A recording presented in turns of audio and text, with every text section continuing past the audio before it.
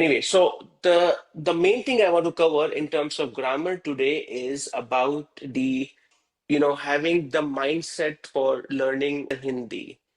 And this is like over the years I learned certain things which are different in Hindi language. Before you dig into the Hindi language, it's really about learning and developing the mindset. I came up with this the concept called careful, okay? And each of those will describe a particular characteristics of it. And it's going to be a very beautiful thing because that way at least you'll be able to appreciate it more, and you'll start fighting some of the when you see some of the abnormal behavior, because you will realize that that's how it works in Hindi language. Okay, I'm going to go over principle one, which is Hindi is often considered a curious language, right? So, the first principle is Hindi, when you talk in English, you know, English may not necessarily force you to be super precise. Hindi does not like this vagueness. Okay, it's a little bit of a curious language, if you will.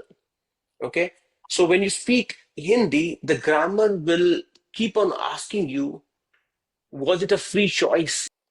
So number one is curious.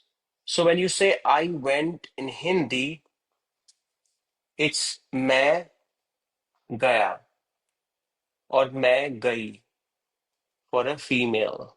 Most cases you will not really see these are spoken in isolation, because Hindi would expect you to talk more about it.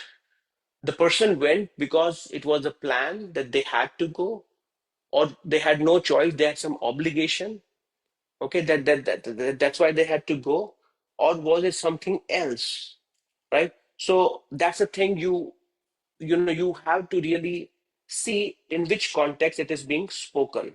So when you say मैं गया, you can say it as मुझे जाना था.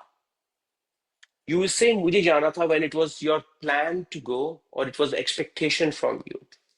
Same thing, you can say मुझे जाना पड़ा, because and then that will convey it was a compulsion, you were forced to go.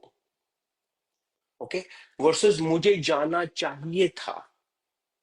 Okay, that I should have gone, right? It to kind of like, it's a to show the moral judgment or a regret kind of a situation there. You have to be slightly more detail oriented and not vague when you are sort of learning the Hindi grammar, and you have to describe the context basically.